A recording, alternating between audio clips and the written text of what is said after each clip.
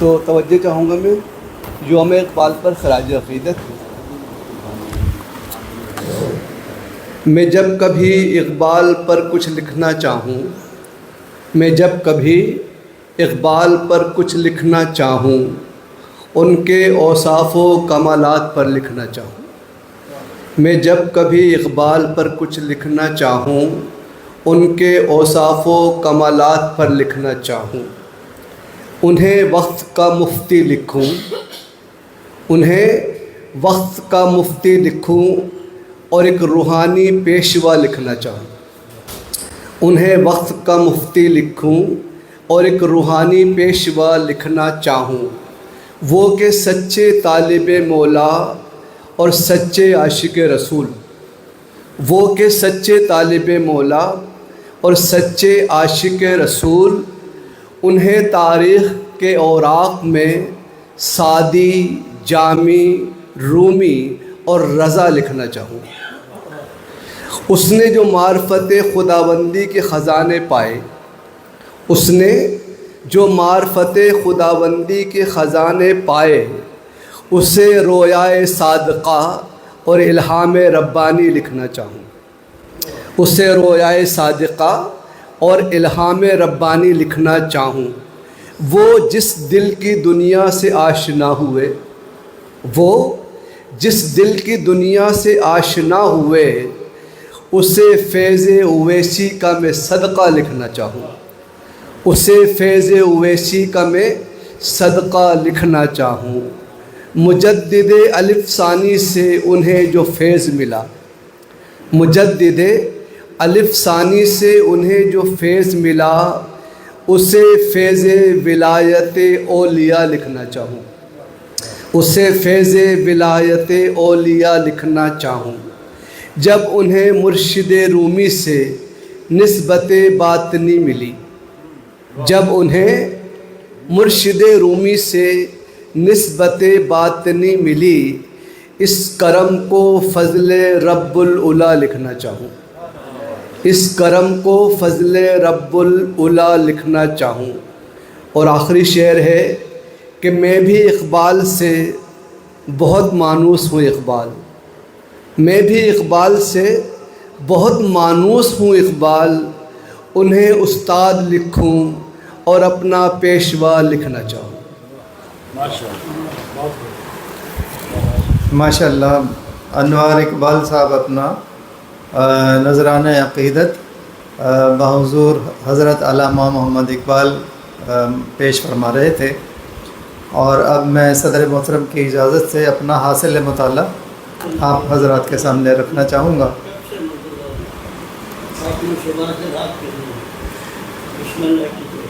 اعوذ باللہ من الشیطان الرجیم، بسم اللہ الرحمن الرحیم۔ تیری نگاہ فرومایا ہاتھ ہے کوتا، تیرا گناہ کہ نخیل بلند کا ہے گناہ۔ ویسے تو کافی گفتگو ہو چکی ہے اس شعر پہ، لیکن اس شعر میں ایک علامت ہے نخیل۔ عربی شاعری کے اندر نخیل مسلمان کی علامت ہے۔ ایک مسلمان کو جس طریقے سے اللہ تبارک و تعالیٰ نے بلند کیا اور اس کو پوری دنیا کی اقوام کا راہبر اور رہنما بنایا، اس لحاظ سے اس کو اس کی علامت بنایا گیا ہے نخل کو، نخیل کو، کھجور کے درخت کو۔ اب علامہ صاحب کہہ رہے ہیں کہ تم اپنے اوپر غور کرو، تم کیا ہو؟ تم ایک کھجور کے درخت کی مانند ہو، اور وہ بھی نخیل بلند کہا گیا، یعنی کہ نخیل ویسے ہی بلند ہوتا ہے کھجور کا درخت، لیکن نخیل بلند کہہ کر اور اس کا مقام بڑھا کر پیش کیا گیا۔ اب یہ جو گناہ کو دو بار لایا گیا، تیرا گناہ کہ نخیل بلند کا ہے گناہ، اس میں بھی جو تکرار ہے وہ واضح کر رہی ہے کہ یہ کوئی معمولی گناہ نہیں ہے۔ یہ گناہ کون سا گناہ ہے؟ جیسے کہ ایڈوکیٹ صاحب بیٹھے ہوئے ہیں، تو قانون کی زبان کے اندر ایک ہوتا ہے اومیشن، ایک ہوتا ہے کمیشن۔ کوئی غلط کام کرنا، خلاف قانون کام کرنا، یہ ہوتا ہے کمیشن، اور کوئی آپ کو قانون نے آپ کے اوپر ذمہ داری ڈال رکھی ہے، وہ اگر آپ نہیں کریں گے تو وہ کیا ہوگا؟ اومیشن۔ اسی طریقے سے جو عبادات ہیں اور جو احکامات ہیں ان میں بھی یہ فرق ہے۔ اللہ تعالیٰ نے حکم دیا شراب مت پیو، جوا نہ کھیلو، چوری نہ کرو، یہ جو کرے گا کیا ہوگا؟ وہ گناہ گار ہوگا، تو وہ کمیشن کرے گا۔ اور اللہ تعالیٰ نے حکم دیا نماز پڑھو، روزہ رکھو، جو یہ نہیں کرے گا تو وہ کیا کرے گا؟ اومیشن کرے گا۔ تو علامہ اقبال کہتے ہیں کہ تم دونوں طرح کے گناہوں کے مرتکب ہو رہے ہو۔ تمہیں اللہ تبارک و تعالیٰ نے جو مقام دیا تھا وہ نخیل بلند کا مقام دیا تھا، اور تمہارا کام یہ تھا کہ نہ صرف اپنی امت کی تم رہبری کرتے، رہنمائی کرتے، بلکہ دوسری اقوام تک اللہ تبارک و تعالیٰ کے پیغام کو پہنچانے کی ذمہ داری بھی تمہارے کاندھوں کے اوپر تھی۔ تو ایک طرف تم نے اپنی امت کی رہبری کا کام چھوڑ دیا، اور دوسری طرف تم نے دوسری اقوام کو جو قرآن پہنچانا تھا، جو قرآن کا نظام نافذ کرنا تھا، وہ کام بھی نہیں کیا۔ لہٰذا اس کا نتیجہ کیا نکلا کہ تیری نگاہ فرومایا۔ جو نخیل ہے، نخیل بلند ہے، اگر وہ بلند ہوگا تو اس کی نگاہیں دور رس ہوگی، نگاہیں دور اندیش ہوگی، اور وہ دور تک کی بات کو دیکھ بھی سکے گا اور دور اندیش بھی ہوگا۔ وہ اس کا فکر بھی بلند ہوگا اور بہت آگے تک جائے گا اس کا فکر، یعنی کہ وہ مستقبل کے اوپر اپنی نظر رکھے گا۔ تو اب جب نگاہ فرومایا ہو گئی تو کیا ہوا کہ اس کی جو پیش بینی تھی، جو اس کی دور تک نگاہیں جانی تھی، وہ اس کی نگاہیں کمتر ہو کر رہ گئیں اور مادی چیزوں کے اندر الجھ کر رہ گئیں۔ ہاتھ ہے کوتا، جب تمہیں اللہ تعالیٰ نے بڑے ہاتھ دیے تھے، لمبے لمبے ہاتھ دیے تھے، بلکہ ایک جگہ تو اقبال نے کہا کہ ہاتھ ہے اللہ کا بندہ مومن کا ہاتھ، تو وہ ہاتھ جب تمہیں دیا تھا تو اس ہاتھ سے تم نے کام لینا شروع کر دیا، کام لینا چھوڑ دیا، تو اب ہاتھ بھی تمہارے کوتاہ ہو گئے، اور وہ بڑے بڑے کام جو تمہارے ذمے لگائے گئے تھے وہ تم نے نہیں کیے۔ علامہ اقبال کہتے ہیں کہ اے لا الہ کے وارث، باقی نہیں ہے تجھ میں گفتار دل برانہ، کردار قاہرانہ، تیری نگاہ سے دل سینوں میں کانپتے تھے، کھویا گیا ہے تیرا جذب قلندرانہ۔ جو دوسری اقوام تمہاری باتیں کر کے اور تمہارا تصور کر کے تھر تھر کانپا کرتی تھی، جس طریقے سے آج امریکہ اور روس اور چین سے جو ہے وہ لوگ ڈرتے ہیں، اسی طریقے سے ایک وقت تھا کہ مسلمانوں سے لوگ ڈرا کرتے تھے، لیکن وہ مقام مسلمانوں نے کھو دیا۔ اب آگے چل کے مزید تشخیص کر رہے ہیں کہ گلا تو گھونٹ دیا اہل مدرسہ نے تیرا، کہاں سے آئے صدا لا الہ الا اللہ۔ اب یہ جو مدرسہ ہے اس کو بعض لوگ کہتے ہیں کہ یہ اسکول اور کالج کی بات ہے، بعض لوگ کہتے ہیں کہ یہ جو ہے وہ جو مدرسے جو دارالعلوم بنے ہوئے ہیں ان کی بات ہے۔ تو علامہ اقبال نے دونوں کو اس میں لپیٹا ہے۔ پہلی بات یہ ہے کہ جو مدرسہ بنایا گیا تھا دارالعلوم دیوبند، اس میں کیا تھا کہ انہوں نے یہ دیکھا کہ ہندوستان کے اوپر انگریز مسلط ہو چکا ہے، بلکہ عالم اسلام کے اوپر، اور اب ہم ان کا مقابلہ نہیں کر سکتے، نہ تو ہم ان کا سائنس میں مقابلہ کر سکتے ہیں، نہ ان کا مقابلہ ٹیکنالوجی میں کر سکتے ہیں، اور نہ ہی جدید علوم میں ہم ان کا مقابلہ کر سکتے ہیں۔ تو اب کیا جائے؟ پہلے تو بہت ساری ایفرٹس ہوئیں، کبھی ریشمی رومال تحریک چلی، کبھی جنگ آزادی کی تحریک چلی، جنگ آزادی ہوئی اس میں شہادتیں ہوئیں، پھر ریشمی رومال کی تحریک چلی اس میں شہادتیں ہوئیں، کبھی جو ہے وہ تحریک خلافت چلی، لیکن بہت ساری تحریکیں جو ہیں وہ ناکامی سے دوچار ہوئی۔ تحریک شہیدین بھی اسی کے اندر آئی۔ پھر علماء نے یہ فیصلہ کیا کہ اب ہم انگریز کا راستہ تو روک نہیں سکتے، اس تہذیب کا، اس تمدن کا راستہ روکنا ہمارے لیے ناممکن ہے، لہٰذا اب ہم جو ہے وہ اصحاب کہف کی سنت پر عمل کرتے ہوئے ایک سائڈ پر ہو جائیں گے، گوشہ نشینی اختیار کریں گے، مدرسے بنائیں گے، اپنے بچوں کو قال اللہ و قال رسول اللہ صلی اللہ علیہ وسلم کی تعلیمات سے بہرہ مند کریں گے، اور انگریز کی ہر چیز کا بائیکاٹ کریں گے۔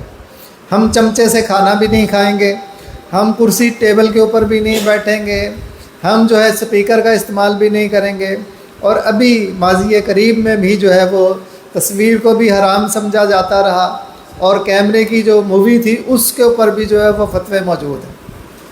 تو یہ مدرسہ جو کہ صرف دین کو لے کر ایک سائڈ پر ہو کر بیٹھ گیا اور دنیا کی جو تعلیم تھی اس سے کٹ گیا، تو اس کی وجہ سے جو ہے وہ مسلمانوں کی ترقی کے اندر ایک رخنہ آیا، ایک رکاوٹ آئی، تو یہ انہوں نے بھی گلا گھونٹا ہے۔ اور دوسری طرف جو جدید تعلیم ہے، اس تعلیم کے بارے میں ہسٹری یہ ہے کہ انگریز نے یہ دیکھا کہ ہمیشہ جو ہے وہ ہندوستان سے مسلمان ہی کھڑے ہوتے ہیں، اور یہ کبھی کوئی تحریک اٹھاتے ہیں، کبھی کوئی تحریک اٹھاتے ہیں، اور ہمیں بزور انہیں کچلنا پڑتا ہے، قتل و غارت گری کرنی پڑتی ہے، اور جب ہم ان کے کچھ بندے مارتے ہیں تو ہمارے بھی بندے مرتے ہیں۔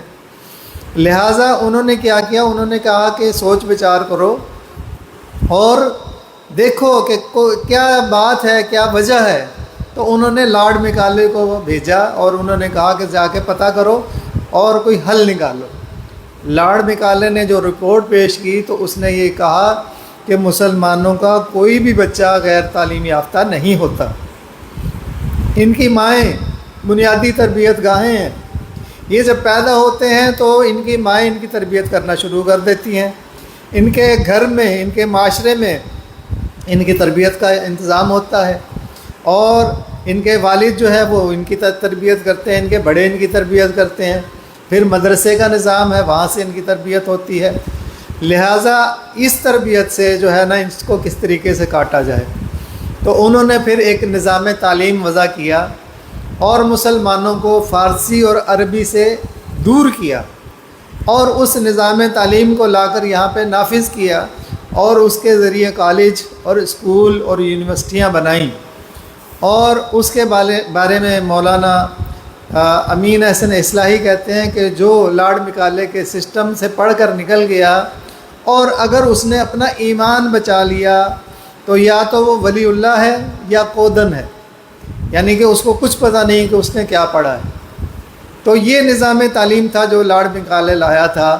تو جو تعلیم کے دو دریا تھے، جو دو سوتے تھے، ان دو سوتوں کے اندر مسلمانوں کا جو ایک جو جذبہ تھا، یعنی کہ ان کے اندر جو ایک جوش تھا اور دنیا کے اوپر چھا جانے کا ایک جذبہ تھا، اس کا گلا گھونٹ دیا۔ تو گلا تو گھونٹ دیا اہل مدرسہ نے تیرا، کہاں سے آئے صدا لا الہ الا اللہ، پختہ افکار کہاں ڈھونڈنے جائے کوئی، اس زمانے کی ہوا رکھتی ہے ہر چیز کو خام، مدرسہ عقل کو تو آزاد کرتا ہے مگر چھوڑ جاتا ہے خیالات کو بے ربط و نظام، مردہ لا دینی افکار سے افرنگ میں عشق، مردہ لا دینی افکار سے افرنگ میں عشق، عقل بے ربطی افکار سے مشرق میں غلام۔ تو گویا کہ مشرق اور مغرب کے اندر جو اللہ تبارک و تعالی ہے، اس کا وجدان، اس کا شوق، اس کا ذوق ختم ہو چکا۔ پھر حل بتاتے ہیں، خودی میں گم ہے خدائی تلاش کر غافل، یہی ہے تیرے لیے اب صلاح کار کی راہ۔ اب تم جو ہے وہ اپنی خودی کو چھوڑ چکے ہو اور وہ خودی تم نے گم کر دی ہے، لیکن تم دیکھتے ہو کہ تمہیں دنیا کی حکومت نہیں ملتی، یہ کائنات تمہارے حکم کے اوپر عمل نہیں کرتی، اس دنیا پر تمہارا راج نہیں ہے۔ تو اگر تم نے اس دنیا کے اوپر راج کرنا ہے تو اپنی خودی کو ڈھونڈو، جب اپنی خودی ڈھونڈ لو گے تو تمہیں خدائی مل جائے گی، تمہیں یہ کائنات مل جائے گی، یہ دنیا تمہیں مل جائے گی۔ جیسا کہ حضرت علی مرتضیٰ رضی اللہ تعالیٰ عنہ کا قول ہے کہ من عرف نفسہ فقد عرف رب، جس نے اپنے نفس کو پہچان لیا اس نے اپنے رب کو پہچان لیا۔ تو اپنی خودی کو پہچان او غافل افغان، تو خودی میں گم ہے خدائی تلاش کر غافل، یہی ہے تیرے لیے اب صلاح کار کی راہ۔ علامہ اقبال کہتے ہیں کہ تیری دعا سے قضا تو بدل نہیں سکتی، مگر ہے اس سے یہ ممکن کہ تو بدل جائے۔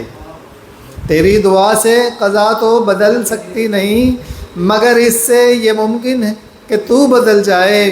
تیری خودی میں اگر انقلاب ہو پیدا، تیری خودی میں اگر انقلاب ہو پیدا، عجب نہیں کہ یہ چار سو بدل جائے۔ تیری دعا ہے کہ ہو تیری آرزو پوری، تیری دعا ہے کہ ہو تیری آرزو پوری، میری دعا ہے تیری آرزو بدل جائے۔ تو خودی میں گم ہے خدائی تلاش کر غافل، یہی ہے تیرے لیے اب صلاح کار کی راہ۔ حدیث دل کسی درویش بے گلیم سے پوچھ، خدا کرے تجھے تیرے مقام سے آگاہ۔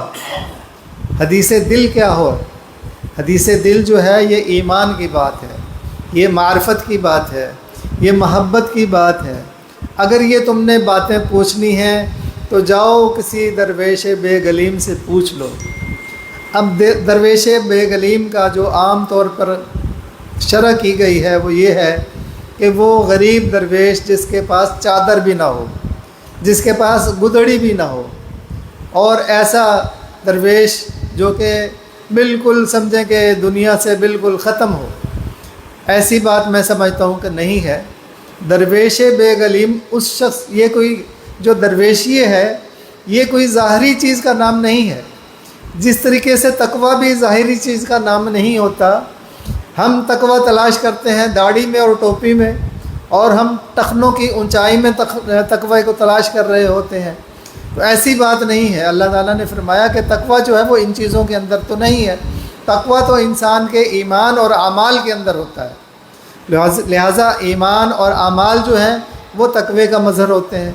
اسی طریقے سے درویشی کا بھی اگر تم یہ سوچو گے کہ ایک جو درویش ہوگا اس کے پاس کوئی گلیم ہوگی، کوئی گدڑی ہوگی، کسی کٹیا میں بیٹھا ہوگا، تو ایسی کوئی بات نہیں ہے، بلکہ ہو سکتا ہے کہ وہ درویش بھی ہو اور سوٹڈ بوٹڈ ہو، وہ کوٹ اور پتلون پہنے ہوئے ہو، اور اس کا عالی شان گھر ہو، بنگلہ ہو۔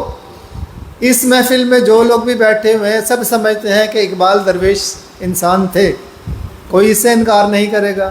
لیکن آپ جائیں لاہور، آپ اقبال کا گھر دیکھ کر آئیں، علامہ اقبال روڈ پہ ان کا گھر ہے، میں اور افتخار صاحب گئے تھے، پورے 1 ایکڑ کے اوپر ان کا جو ہے وہ کوٹھی بنی ہوئی ہے، اور وسیع و عریض گھر ہے ان کا، بہت کھلا لان ہے اس کا، اور چاروں طرف سے وہ اوپن بھی ہے۔ تو مطلب ہے کہ علامہ اقبال درویش تھے، اور دنیا بھی ان کے پاس تھی، اور وہ یورپ کا بھی انہوں نے پورا سفر کیا، اور ہر جگہ سے تعلیم حاصل کی۔ تو اپنے مقام سے آگاہی حاصل کرنے کے لیے آپ ایسے لوگوں کی تلاش نہ کرو جو کہ دکھاوے کے درویش ہوں، بلکہ ایسا درویش جس کے پاس گدڑی بھی نہ ہو، جس کے پاس کٹیا بھی نہ ہو، اور وہ دل کا درویش ہو۔ حدیث دل ایک چند اشعار: اے حلقہ درویشاں وہ مرد خدا کیسا۔ اب اقبال درویشوں سے پوچھ رہے ہیں، حدیث دل: اے حلقہ درویشاں وہ مرد خدا کیسا ہو، جس کے گریباں میں ہنگامہ رستہ خیز، جو ذکر کی گرمی سے شعلے کی طرح روشن، جو ذکر کی گرمی سے شعلے کی طرح روشن، جو فکر کی سرعت میں بجلی سے زیادہ تیز، کرتی ہے ملوکیت آثار جنوں پیدا، کرتی ہے ملوکیت آثار جنوں پیدا، اللہ کے نشتر ہیں تیمور ہو یا چنگیز، اللہ کے نشتر ہیں تیمور ہوں یا چنگیز۔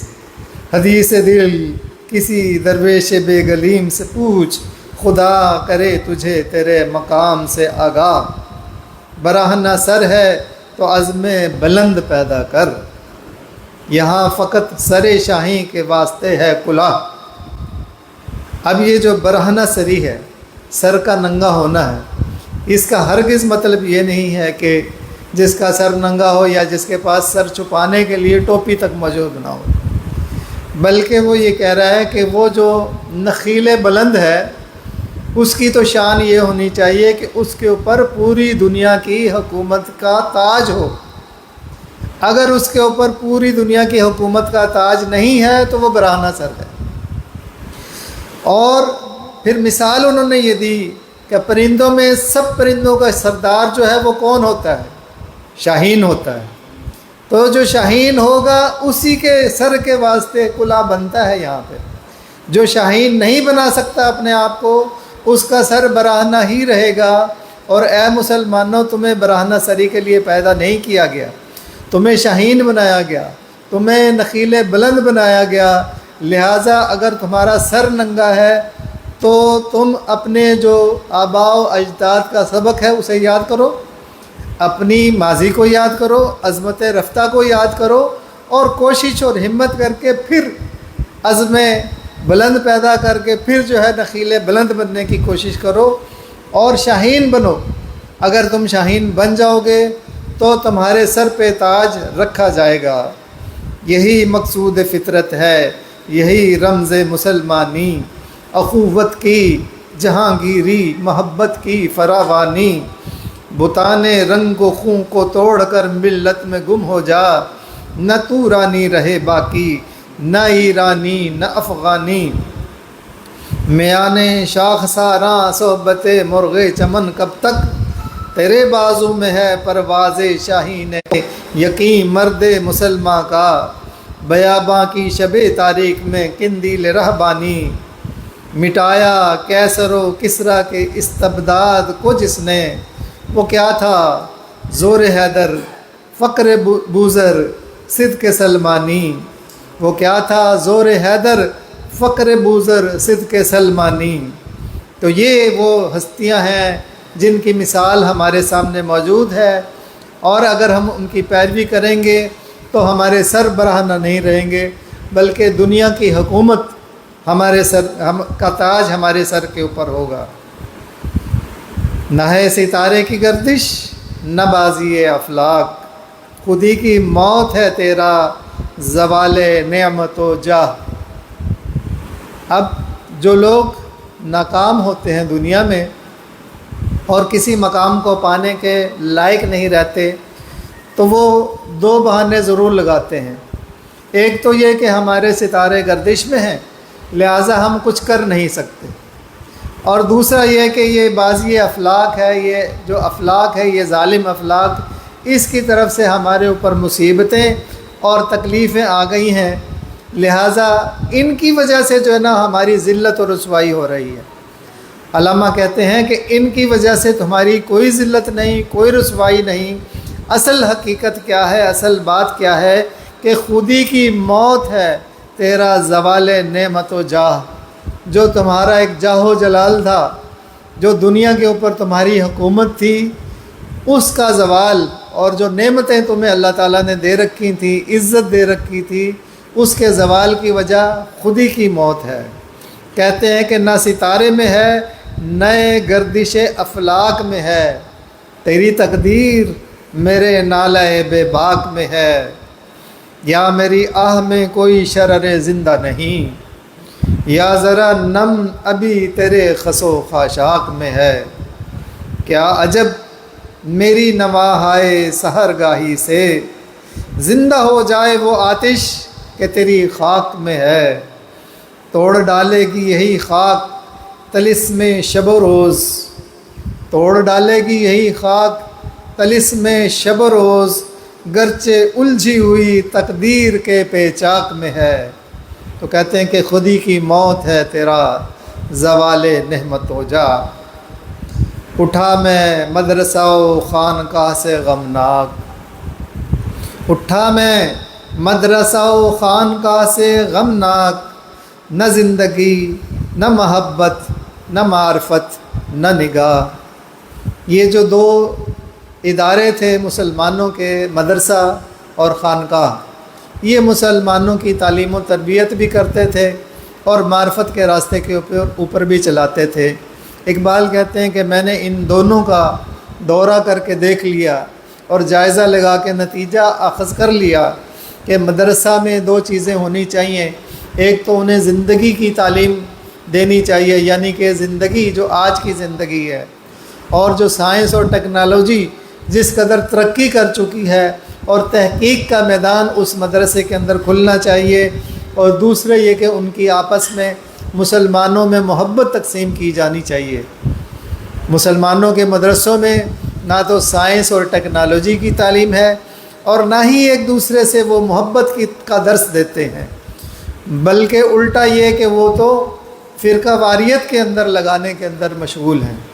اور خانقاہ سے دو چیزیں ملنی چاہیے، ایک معرفت، کہ وہ جو معرفت ہے وہ انسان کو اللہ تعالیٰ سے قریب تر کر دے، اور اس کے دل میں عشق مصطفیٰ اور عشق الہی کے دیپ روشن کر دے۔ لیکن وہ معرفت بھی ہمیں خانقاہ سے حاصل نہیں ہو رہی۔ اور دوسرا یہ کہ کوئی نگاہ ایسی وہاں سے ہو کہ جو لوگوں کی تقدیر کو بدل دے، ایسی نگاہ بھی میں نے کہیں کسی خانقاہ میں نہیں دیکھی۔ ذوق و شوق نظم کے کچھ اشعار کہتے ہیں کہ جلوتیان مدرسہ کور نگاہ و مردہ ذوق، جلوتیان مدرسہ کور نگاہ و مردہ ذوق، خلوتیان میں کدا کم طلب و تہی کدو، میں کہ میری غزل میں ہے آتش رفتہ کا سراغ، میں کہ میری غزل میں ہے آتش رفتہ کا سراغ، میری تمام سرگزشت کھوئے ہوں کی جستجو، باد صبا کی موج سے نشو و نمائے خار و خس، باد صبا کی موج سے نشو و نمائے خار و خس، میرے نفس کی موج سے نشو و نمائے آرزو، خون دل و جگر سے ہے میری نوا کی پرورش، خون دل و جگر سے ہے میری نوا کی پرورش، ہے رگے ساز میں رواں صاحب ساز کا لہو، فرصت کشمکش مدے ان دل بے قرار را، یک دو شکن زیاد کن گے سوئے تابدار را۔ اے باری تعالیٰ، مجھے دین اسلام کی خدمت کی کشمکش میں مبتلا رکھ، اور اس سے مجھے کبھی بھی فرصت مت عطا کر۔ ایسا کبھی بھی مجھ پر وقت نہ آئے کہ میں دین اسلام کی خدمت سے تہی دست ہو جاؤں، اس کو چھوڑ کر ایک سائیڈ پر ہو کر بیٹھ جاؤں، اور یہ جو دین اسلام کی جد و جہد ہے، جو دین اسلام کو غالب کرنے کی کوشش ہے، یہ میرا محبوب مشغلہ ہے اور یہی میری محبوبہ ہے۔ لہٰذا یک دو شکن زیادہ کن گیسوئے تابدار را، اس کے تابدار گیسوؤں کے اندر ایک دو شکنوں کا مزید اضافہ کرتے ہیں۔ بہت شکریہ، جزاک اللہ، جزاک اللہ۔ اور اب اس کے بعد ڈاکٹر پروفیسر جناب خیال آفاقی صاحب، جو کہ بہت بڑے شاعر بھی ہیں، مصنف بھی ہیں، نثر نگار بھی ہیں، ادیب بھی ہیں، اور تقریباً 25 سے زیادہ کتابوں کے مصنف ہیں، اور تقریباً 6 سے زیادہ کتب ان کی شاعری کی ہیں، اور باقی ان کی تصانیف ہیں۔ آج سیرت نگار، بہت بڑے سیرت نگار بھی ہیں۔ ان کی کتاب رسول اعظم، جس کو صدارتی ایوارڈ مل چکا ہے، اور آج ہماری بہت بڑی خوش قسمتی ہے کہ یہ ہمارے مابین موجود ہیں، اور ان سے میں اب ملتمس ہوں کہ وہ اپنے صدارتی خطاب بھی فرمائیں اور اس غزل پہ بھی اپنے خیالات کا اظہار فرمائیں۔ جناب ڈاکٹر پروفیسر خیال آفاقی صاحب۔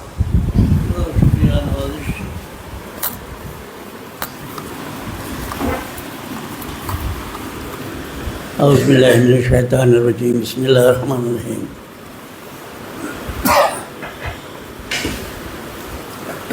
بہت شعر حاصل گفتگو ہوئی۔ عاشقان اقبال نے اپنا میں یہ نہیں کہتا کہ ان کے کلام کی تشریح کی، میں بہت جرت کے ساتھ یہ بات کہوں گا، یہ ممکن نہیں ہے کہ کوئی ایک شخص اپنی مرضی سے، اپنی فکر سے، اپنی نظر سے، اپنی سوچ سے کوئی بھی علامہ صاحب کے ایک شعر کی تشریح کر دے۔ یہ ممکن نہیں ہے۔ یوں عام طور پر بھی شاعری ایک ایسی بلا چیز ہے، ایک شعر کے مختلف پہلو ہوتے ہیں، مختلف لوگ اس کو اس نظر سے دیکھتے ہیں، اپنی اپنی رائے پیش کرتے ہیں، لیکن علامہ صاحب کا مسئلہ ذرا مختلف ہے۔ مختلف اس اعتبار سے ہے کہ وہ شاعر نہیں تھے، اور آپ کو علم ہے کہ وہ شاعری چھوڑنا چاہتے تھے، تائب ہونا چاہتے تھے، لیکن انہیں مجبور کیا گیا۔ بلکہ یہ تھا کہ وہ جس دنیا میں رہ رہے تھے، بڑی چھوٹی سی عمر پائی انہوں نے، شروع کی مشکلات، بڑی خانگی معاملات، یہ وہ، اس میں 15,000 شعر کہنا، 15,000 شعر، جس میں 9,000 شعر فارسی کے ہیں، بقیہ جو اردو کے ہیں۔ تو بات یہ نہیں ہے کہ وہ شعر کہہ رہے ہیں، ایز اے شاعر اپنے آپ کو سامنے لا رہے ہیں، بلکہ ایک مقصد ہے۔ جیسے مثال کے طور پر میں یہ کہوں کہ کوئی صاحب جا رہے ہیں، آپ ان سے کہیں السلام علیکم، آپ کہاں جا رہے ہیں؟ کہ لیں پتہ نہیں۔ آپ کوئی کھانا کھا رہا ہے، آپ سے پوچھیں آپ کیا کھا رہے ہیں؟ معلوم نہیں مجھے۔ آپ کسی سے پوچھیں آپ کہاں رہتے ہیں؟ مجھے نہیں پتہ میں کہاں رہتا ہوں۔ تو اب دو باتیں ہیں، یا تو مجذوبیت کا شکار ہیں وہ، میں اس کو پاگل تو نہیں کہہ سکتا، یا وہ آپ کو امتحان میں ڈال رہا ہے۔ کیا مجھ سے پوچھ رہے ہیں کہ میں کہاں جا رہا ہوں؟ مجھے بتائیں کہ میں کہاں جا رہا ہوں۔ تو بغیر مقصد کے وہ شاعری ہو، نثر ہو یا بات ہو، وہ نہ تو مکمل ہوتی ہے، نہ واضح ہوتی ہے، نہ وہ اثر کرتی ہے۔ آپ حضرات نے ان کے مختلف پہلو دیکھے، ایک شعر آپ نے ایک نصاب تو بنا کے دیا، لیکن حضرات نے اس کے ساتھ اور ہزارہ شعر اس میں ملا کے باتیں کی اس کی۔ ایک بات اور میں عرض کر دوں اقبال صاحب کے لیے، میں تو ان کو مرشد ہی کہتا ہوں، آپ بہرحال، کہ آپ نے دیکھا ایک تصویر ان کی آتی ہے عام طور پر کہ وہ جو اس طرح بیٹھے ہوئے ہیں، اور ایک اقبال دشمن نے کہا کہ جناب کس نے کہہ دیا کہ وہ فکر کر رہے ہیں؟ ان کے تو سر میں درد ہو رہا تھا۔ تو جب تک آپ کا کوئی دشمن نہیں ہے تو اس کا مطلب یہ ہے کہ آپ سنجیدہ انسان نہیں ہیں۔ بغیر رقیب کے حبیب کا تصور نہیں ہو سکتا۔ تو مجھے ان کی بات بری نہیں لگی جنہوں نے یہ بات کہی تھی، بلکہ یہ کہ کم از کم اس بہانے سے تم نے اقبال کی تصویر تو دیکھی۔ چلیے یوں ہی صحیح، اگر تصویر دیکھی تو پھر اس کے بعد اس کی تعبیر بھی دیکھتے۔ تو جو اصل بات میں کہنا چاہ رہا ہوں اقبال صاحب کے لیے، کہ یوں بھی ایک کلیم سے متعلق جب تک آپ واقف نہ ہوں گے اس کے کلام کا آپ کو پتہ نہیں چلے گا۔ پہلے دیکھنا ہوتا ہے کہ یہ جو بات کہی جا رہی ہے کون کہہ رہا ہے۔ میں بہت بڑی مثال دوں کہ جو نبی کریم صلی اللہ علیہ وسلم نے اپنے آپ کو یہ بتایا کہ میں اللہ کا نبی ہوں، تو وہی حضرات جو اس دور جہالت میں بھی آپ کو امین اور صادق کہہ رہے ہیں، وہ حیرت میں پڑ گئے، اس لیے کہ انہوں نے کلام کو نہیں دیکھا، کلیم کو دیکھا کہ یہ تو صادق، یہ تو امین، نعوذ باللہ من ذالک خاکم بدہن، پھر یہ جھوٹ کیوں بول رہا ہے؟ تو انہوں نے کہا کہ نہیں، یہ محمد نہیں کہہ رہی، یہ وہ محمد نہیں کہہ رہی بات، ان بھی تو کسی نے جادو کر دیا، یہ تو سحر زدہ ہو گئے، وغیرہ وغیرہ جو الزامات آپ اچھی طرح جانتے ہیں ان پہ لگائے گئے۔ لیکن سب نے یہ کہا کہ جو کچھ ہم کہہ رہے ہو غلط ہے، ثابت نہیں کر سکے نا کوئی۔ تو اقبال کی بھی بڑی دشمن ہوئے، آج بھی ایک اینٹی اقبال سلسلہ چل رہا ہے، یہاں انڈیا میں بھی ہے، یہاں بھی ہے۔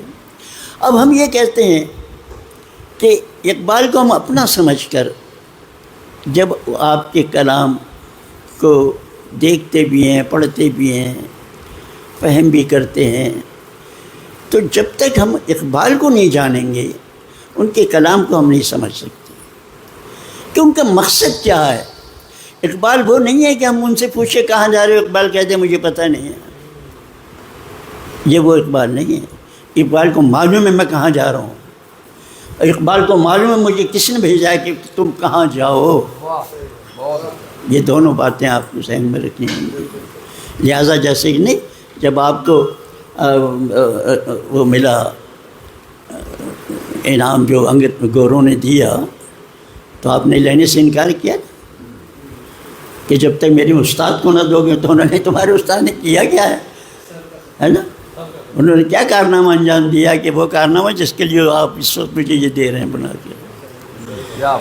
تو کہنے کا ہمارا مقصد یہ ہے کہ اقبال ایک عام انسان اپنی جگہ پر کیسے ماحول میں کچھ سونے کا چمچہ لے کے نہیں پیدا ہوئے، بڑی مشکلات جھیلی، ان کے ساتھ ہی زندگی دیکھیں، کانٹوں بھری زندگی ہے، پریشان کن زندگی ہے۔ کہنے کو تو وہاں چلے گئے، لیکن میں ان کو سلام کرتا ہوں، ٹھیک ہے ان کا عقیدہ کچھ بھی تھا بھائی کا، لیکن بہرحال انہوں نے ان کی بڑی مدد کی، تعاون کیا مال سے۔ اگر وہ نہ وہاں جاتے تو مغرب کو نہ دیکھتے۔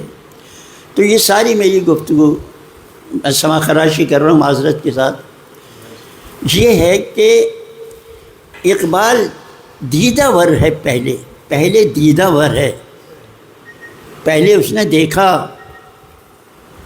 اور پھر سمجھا، پھر سمجھایا، مشاہدے کے بغیر، مطالعے کے بغیر۔ اب حضرت ابراہیم بیٹھے ہوئے، تو انہوں نے ایک دم تو تبلیغ شروع نہیں کی تھی، وہ تو بیٹھے ہوئے، حاضر ربی، چاند کو جی حاضر ربی، کیا یہ میرا رب ہے؟ نہیں، ٹھیک ہے۔ نبی کریم صلی اللہ علیہ وسلم کہاں جا رہے ہیں؟ کیا کرنے گئے ہیں وہاں کیا کرنے گئے ہیں؟ مشاہدہ، مطالعہ، فکر۔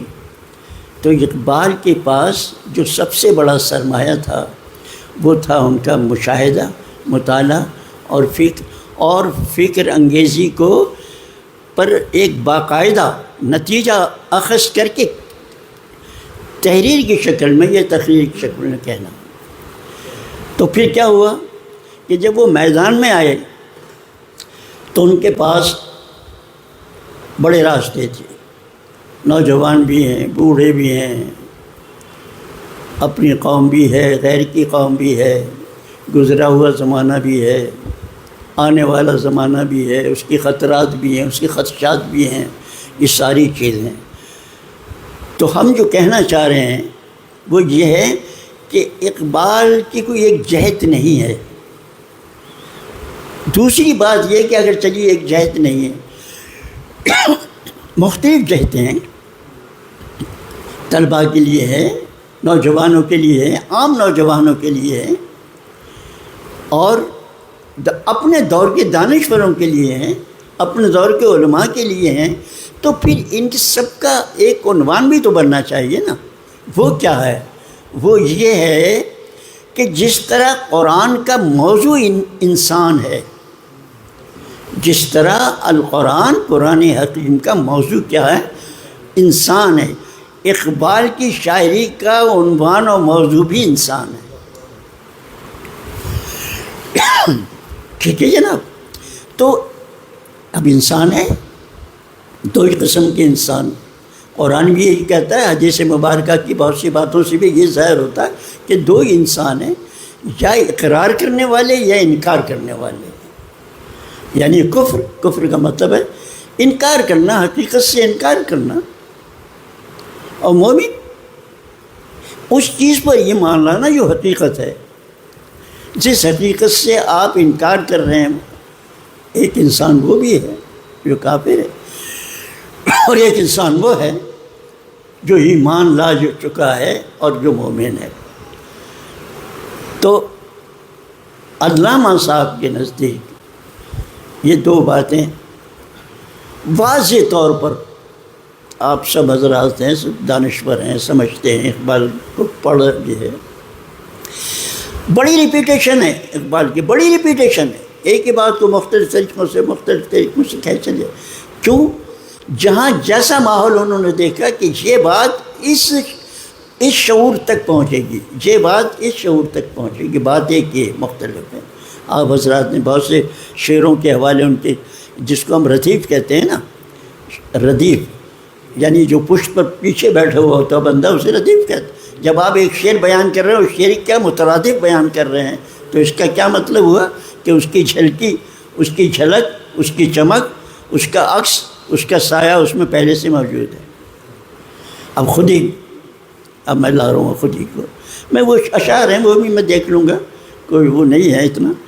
تو اب ہم بڑے آرام سے خود ہی کہتے، خود ہی اقبال کی خود ہی. تو کبھی کہتے تھے خود ہی مٹاؤ نہ جب تک خدا نہیں ملتا.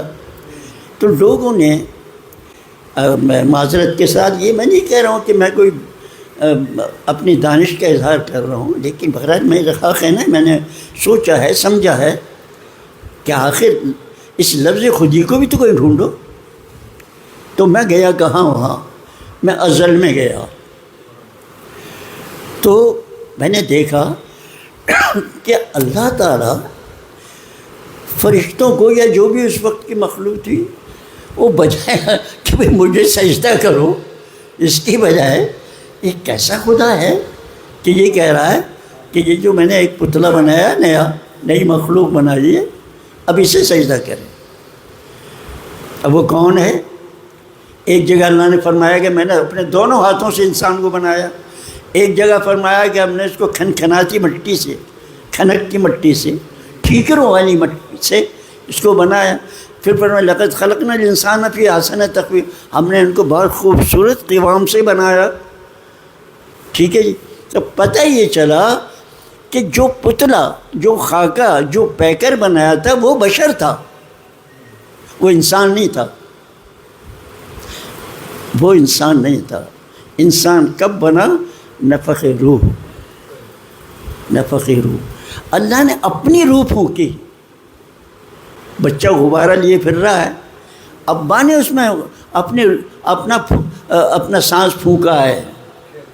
سمجھے؟ نبی کریم صلی اللہ علیہ وسلم کی حدیث مبارکہ ہے، تخلقوا باخلاق اللہ، تم اپنے اندر اللہ کے اخلاق پیدا کرو. اب آپ ذرا سنیے، میں خود ہی کے حوالے سے بات کر رہا ہوں کہ آپ اپنے اندر اللہ کے اخلاق پیدا کریں. پھر یہ کہ اللہ کے اخلاق کیا ہے؟ پتہ یہ چلا کہ یہ جو فی الارض خلیفہ ہے، فی الارض خلیفہ ہے، تو ایسے بنا دیا اس کو، مٹی کا پتلا ایسے بنا دیا. تخلق باخلاق اللہ، اس کے اندر اللہ نے اپنے تمام صفات پیدا کر دی ہیں، اس کے اندر رکھ دی ہیں.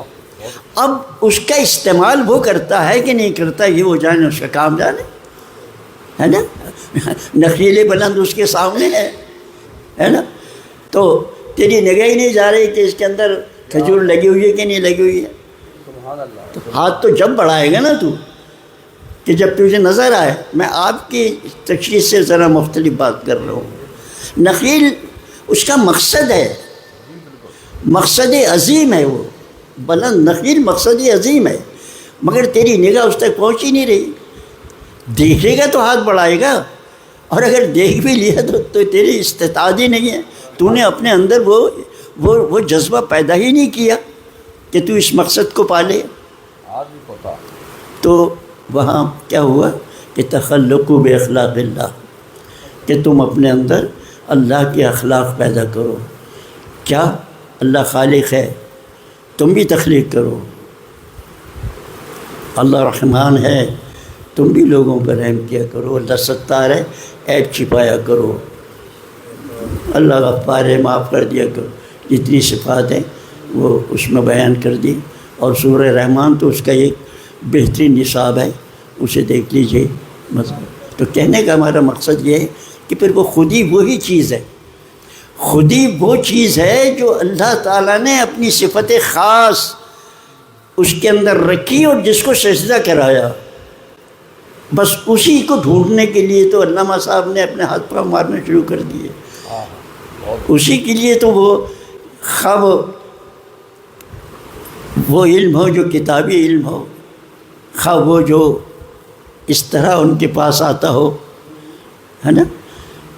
تو جو چیز نے، جس چیز نے علامہ کو فکر انگیز بنایا، جس چیز نے متکلم بنایا، جس چیز نے وہ حکمت پیدا کی علامہ کے اندر کہ ان کا وہ جو کلام ہے وہ پر لگا کے اڑتا ہے، تو وہی چیز تو خود ہی ہے. اسی چیز کے لیے تو کہتے ہیں کہ اپنے من میں ڈوب کر پا جا. تو کہنے کے اپنے من میں ڈوب کر کیا پا جا؟ اللہ کہاں ہے؟ اللہ تو یہاں ہے. تو کہاں جا رہا ہے؟ اللہ تو یہاں بیٹھا ہوا ہے. تو اب اس خودی کی تلاش میں، جیسا کہ علامہ صاحب نے ہمیں انسان سے، ہم سے مخاطب ہوئے نا اللہ، اور تو کسی سے مخاطب نہیں. یہ جو آپ نے غزل دی ہے اس میں مسلمان سے ہی مخاطب ہے نا، اور کسی سے مخاطب ہے. تو پھر ہمیں بھی چاہیے کہ کبھی کبھی جھانک لیا کریں. میرے ایک استاد تھے، میری چھوٹی عمر تھی مگر میں ان کے ساتھ ساتھ پھرتا تھا. وہ کبھی کوئی بات ہوتی ہے تو کہتے ٹھہر پوچھ لوں، یوں کر اچھا ٹھیک ہے چلو چلو. ہم کہتے ہیں جب کوئی عام بات ہو، اور میں ان کا نام بھی بتا دوں پھر، علامہ استاد فدا خالدی، سمجھے. فدا کو دیکھا ہم نے 100 بار ہم نے دیکھا ہے. تو کہنے کا مقصد یہ ہے کہ جب تک انسان اپنے آپ کو نہیں پہچانتا اور اپنے آپ سے مراد اس صفت کو نہیں پہچانتا جو خودی کہلاتی ہے، وہ کیا اللہ کو پہچانے گا؟ وہ کیا کائنات کو پہچانے گا؟ وہ تو ایک خوشبودار کھانے کھانے والا، اور صبح اس سے زیادہ اس کی کوئی حیثیت نہیں ہے. لہٰذا آپ کا جو پہلا شعر ہے اس کا تو مطلب ہی واضح یہ ہے کہ تم اپنے اندر جذبہ خودی پیدا کرو، وہ نظر پیدا کرو. کون سی نگاہ مرد مومن سے بدل جاتی ہے تقدیر، وہ نگاہ پیدا کرو. پھر تمہیں یہ بلند نخیل بھی نظر آئے گی، اور اس پہ لگے ہوئے پھل بھی نظر آئیں گے، اور یہ تیرا ہاتھ بھی دستدراز ہو جائے گا اور تجھے توڑ کے بھی لے آئے گا. تیرا مقصد پورا ہو جائے، مقصد پورا ہو جائے. اور جیسا آپ نے فرمایا کہ وہ کیا ہے کہ گلا تو گھونٹ دیا اہل مدرسہ نے تیرا، کہاں سے آئے صدا. تو یہ پہلی بات تو میں عرض کروں آپ سے کہ یہ لفظوں میں نہیں الجھنا چاہیے. لفظ تو استعارے ہوتے ہیں، سمجھے. تو گلا تو گھونٹ دیا اہل مدرسہ، مدرسے سے مراد باقاعدہ یہ مدرسہ نہیں، جو نظام تعلیم ہے، بھائی اسی نظام سے تو اقبال بھی پیدا ہوئے نا، کوئی الگ سے تو نہیں پڑھا تھا انہوں نے بھی. لیکن اس نظام تعلیم کی جو خرابیاں تھیں، ظاہر ہے کہ باہری والوں کی چھاپ لگی ہوئی تھی نا. نہ لگی ہوتی ٹائی باندھتے ہیں، نہ لگی ہوئی تو وہ لگاتے ہیں. تو ہم نے ان کی ظاہری چیزیں تو لے لی، اور ہمارے والوں نے بھی آنکھیں بند کر کے ان کی تقلید کی. ان کے اثرات مدرسوں پہ بھی ہوئے، عام مدرسوں پر، عام مسجدوں تک پہنچ گئے. اور اب میں جو یہاں ایک بات یاد آ گئی مجھے، جو میں کہوں گا، اللہ اللہ اللہ، آپ یقین کیجئے مثال نہیں ملتی. کوئی ایک شخص ایسا بتا دے، کوئی عالم، کوئی مفکر اسلامی جس کا ذکر ہر مسجد میں ہوتا ہو، بتا دیں آپ مجھے. یہ بریلوی ہیں تو یہ دیوبندی ہو، دیوبندی ہے تو اس میں نہیں، اور یہ دونوں تو اس میں نہیں. علامہ اقبال واحد ایسا ہے. آپ کسی بھی مسجد میں چلے جائیے، اس کا امام تقریر کر رہا ہوگا تو علامہ کے اقبال کے جب تک کہ وہ شعر نہ کہہ دے اس کی تقریر مکمل نہیں ہوتی. یہ کمال ہے. تو جناب والا یہ ہو گیا کہ گلا تو گھونٹ دیا تیرا، اور پھر اور کیا ہے مجھے یاد نہیں آ رہا شعر. تو آپ بتا دیں مجھے کیا شعر ہے اس کے بعد. تو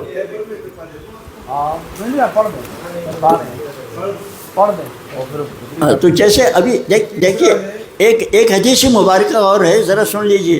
ایک حدیث مبارکہ اور ہے، میں اس لیے کہہ رہا ہوں لفظوں پہ مت جایا کیجئے. ایک حضور نے فرمایا کہ اللہ تعالیٰ یہ فرماتے ہیں کہ کبریائی میرا کرتا ہے، کبریائی میرا کرتا ہے، عظمت میرا تہبند ہے۔ اب بتائیے اللہ تعالیٰ کرتا اور تہبند تو اور پھر فرمایا کہ جو کبر کرتا ہے اور جو اپنی عظمت جتاتا ہے وہ مجھ سے میرا کبر اور میری عظمت چھیننے کی کوشش کرتا ہے۔ تو یہ الفاظ ہوتے ہیں، یہ الفاظ ہوتے ہیں۔ کیا خودی میں گم ہے خدائی تلاش کر غافل، خودی میں گم ہے خدائی تلاش، ہو گیا حدیث دل کسی درویش بے غلیظ سے۔ ہاں اب دیکھیے یہ جو آپ نے بتایا کہ ایسا کوئی درویش کہ جس میں ایسا ہو ویسا، ارے نہیں بھائی، علامہ اپنے لیے کہہ رہے ہیں، تو کہاں جا رہا ہے؟ مجھ سے پوچھ یار، میں ہوں وہ درویش کہ جس کے نے کوئی ایسا کوئی کمبل نہیں اوڑھے ہوا، کوئی گزڑی نہیں اوڑھی ہوئی، اس نے کوئی یہ نہیں لگائی ہوئی، کوئی یہ نہیں لگائی ہوئی، وہ اپنے لیے کہہ رہے ہیں۔ وہ کیا ڈھونڈنے کے لیے جا رہا ہے؟ اگر تو چاہتا ہے، جینا چاہتا ہے، اگر یہ چاہتا ہے تو اپنی منزل پہ پہنچ، اگر وہ چاہتا ہے کہ اپنی عظمت رفتہ کو اپنا، اگر تو چاہتا ہے کہ اپنے مستقبل کی فکر کر، تو میرے کلام کو دیکھ، میری فکر کو دیکھ، میری دعوت کو دیکھ، مجھے اپنانے کی کوشش کر، اپنی منزل پہ پہنچ جائے گا انشاءاللہ العزیز۔ سبحان اللہ۔ برہنہ سر ہے تو عزم بلند پیدا کر، برہنہ سر ہے تو عزم بلند پیدا کر، یہاں فقط سر شاہی کے واسطے ہے خدا۔ وہ دیکھیے اب یہ ننگا سر لطف نہیں بھائی، تہی عقل، تیرے دماغ میں وہ مغزی نہیں ہے کہ جس کو استعمال کر کے تو اپنی عظمت کو پہنچ سکے، اس منزل کو پہنچ سکے جہاں تیرے سر پر تاج عظمت سجا دیا جائے۔ پہلے جناب اپنے اندر وہ چیز تو پیدا کر تو ننگے سر سے مراد اب ظاہر ہے۔ دیکھیے علامہ صاحب میں یہ خوبی تو تھی، ظاہر ہے بہت سی خوبیاں، کہ وہ الجھتے نہیں تھے زیادہ، جو فکر ہوئی اسے کہہ دیا، جہاں جو لفظ ملا ادھر، کیونکہ ظاہر ہے کہ ان پر عربی تو عربی اور فارسی کے بہت اثرات تھے۔ اب دیکھیں نا، فرومایا لفظ لائے، وہ کسی کو کیا پتا، فلودہ کھانے والوں کو فرومایا کہاں سے آ گیا، اور وہاں کچھ نہیں ملا تو ہاتھ کہہ دیا، اور پھر وہ آگے کچھ نہیں ملا تو کوٹھا کہہ دیا۔ اب یہاں یہ ہے کہ ننگے سر، اب ننگے سر تو نماز بھی نہیں ہوتی، تو ننگے سر سے یہاں مراد ان کی یہ ہے کہ اس قلبِ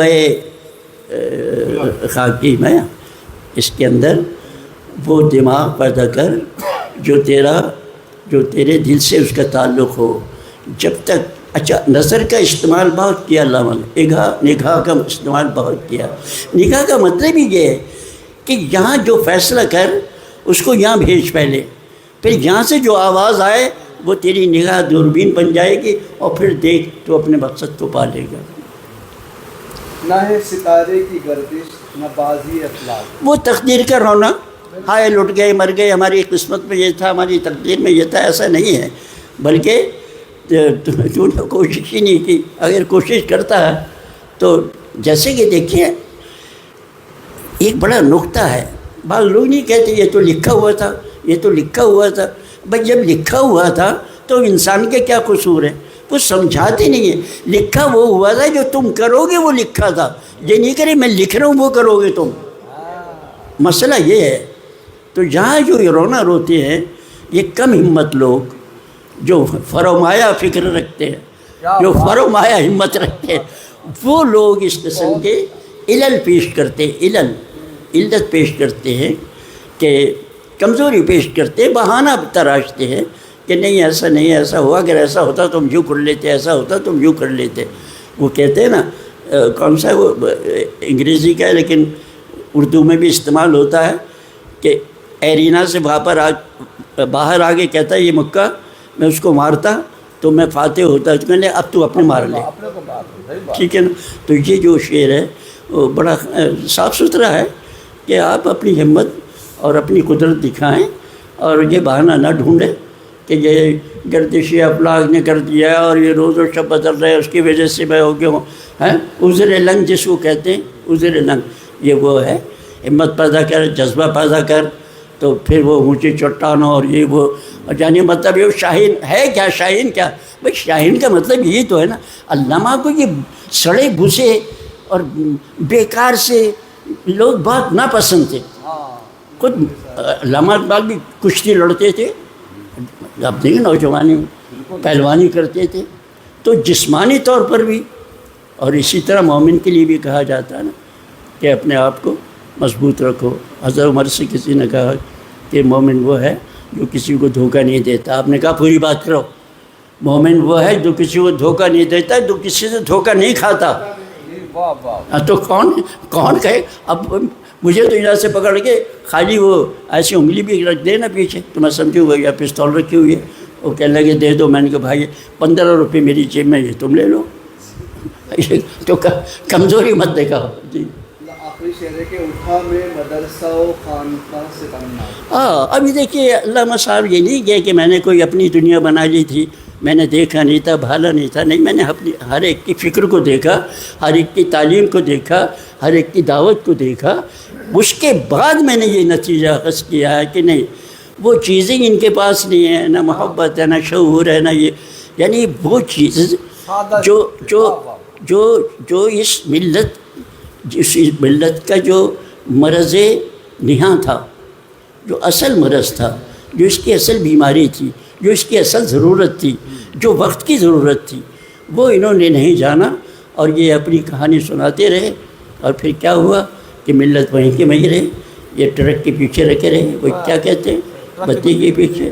لہٰذا میں نے تجربے کے ساتھ یہ دیکھا ہے اور بڑے خاموشی کے ساتھ طنز کیا ہے آپ نے.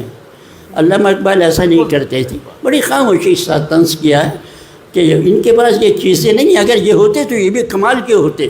اگر یہ چند چیزیں ان کے پاس ہوتی تو یہ کمال کے ہوتے. پھر تو اقبال ان کے پاس بیٹھا ہوتا. عاجز انسان تھے بہت.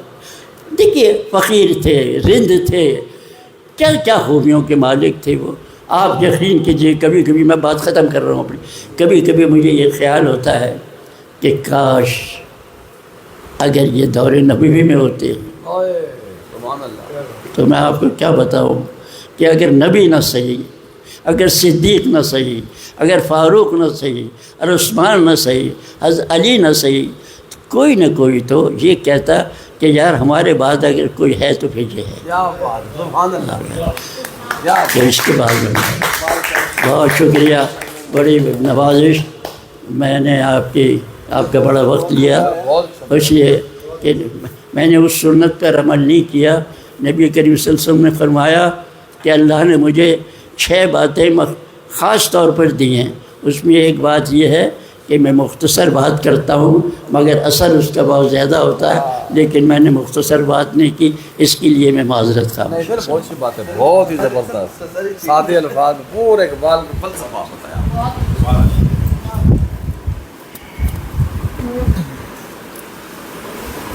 محترم ڈاکٹر پروفیسر خیال افاقی صاحب آج کا صدارتی خطبہ ارشاد فرما رہے تھے اور بہت دلکش اور دل نشین پیرائے میں انہوں نے اقبالیات کے حوالے سے گفتگو کی اور اشعار کا بھی بڑے اچھے طریقے سے انہوں نے موازنہ پیش کیا اور جائزہ لیا. اور سر آپ کے لیے یہ ہے کہ ہمارا یہ دروازے کھلے ہوئے ہیں آپ کے لیے. آپ ہر ہفتے تشریف لائیں، ہمارے لیے خوشی ہوگی.